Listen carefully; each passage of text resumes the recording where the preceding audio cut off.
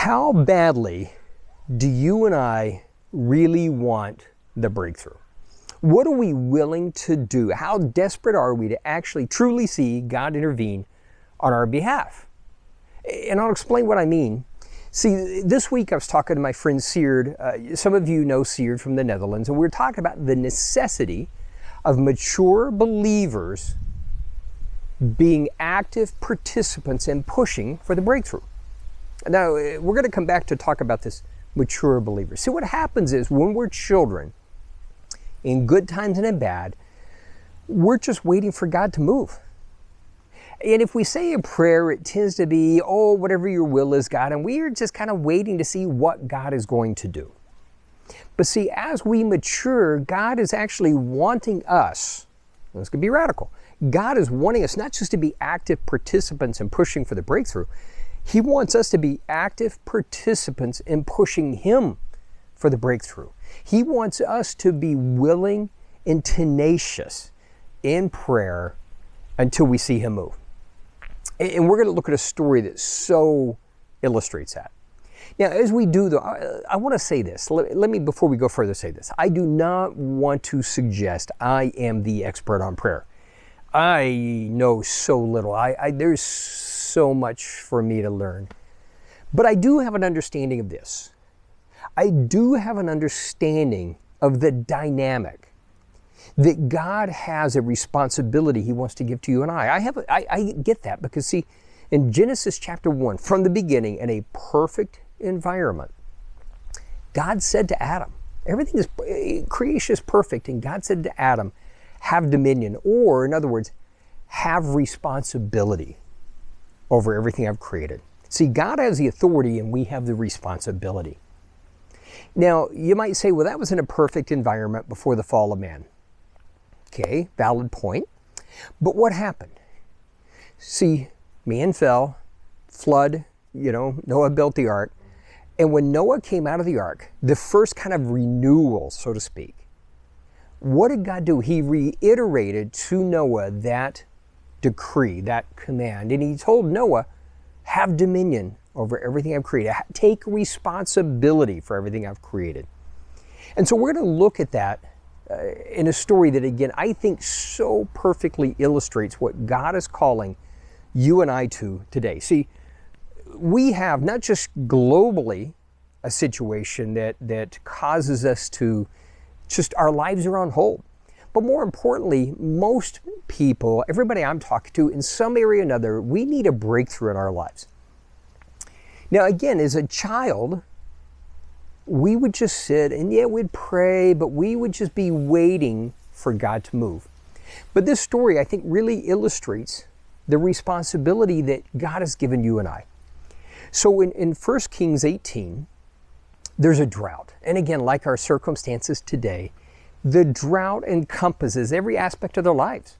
It dictates every aspect of their life. You can't make decisions. You can't plan for the future because you have no idea how much worse it's going to get and when it's going to end and what life will be like when we get past this.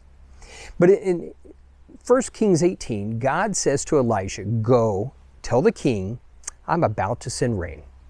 This is great news. God is declaring, I'm about to send the answer to your prayer. I'm about to give you the breakthrough. I'm about to change your circumstances. So this is exciting. But here's what we're going to learn. This is not the time for us to relax. And so what happens? Now, we could go through the story and we can see how the challenges and adventures that Elijah had. Elijah had to contend with the prophets of Baal. He had to contend with the influences of society today and their agendas. Sounds again a lot like the time we live in now. But what happens? He gets through that and he has such confidence in what he believes God had said that he literally tells the king, if I were you, I would hurry home because there is big rain coming. Now, looking around, there's not a cloud in the sky. But the king takes his advice and goes. And so what does Elijah do? Does Elijah relax? No. Elijah prays. Now, there's two things about this prayer that I think you and I hopefully will be challenged by, and we need to take to heart. Number one, this was intense prayer. This was not a casual, God, you said it, thank you for it, when's it going to happen, I'm going to wait. No, this was intense prayer. It says that Elijah was on his knees with his head between his knees. Elijah is fully committed to seeing God follow through. He's fully committed to seeing the answer to that prayer. Now, what happens though? He prays. So the first thing is, are we fully committed? Are we going to do whatever it takes to see God move? Elisha was. But then the second part of the story. So what happens? He prays. And he sends a servant, and there is no evidence anything has changed. Now, again, it would be so tempting to say, well, God, you said you're going to do it, so we'll just wait. No.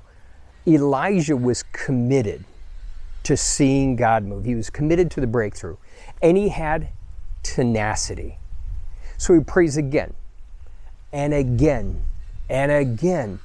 And it says he prayed 7 times.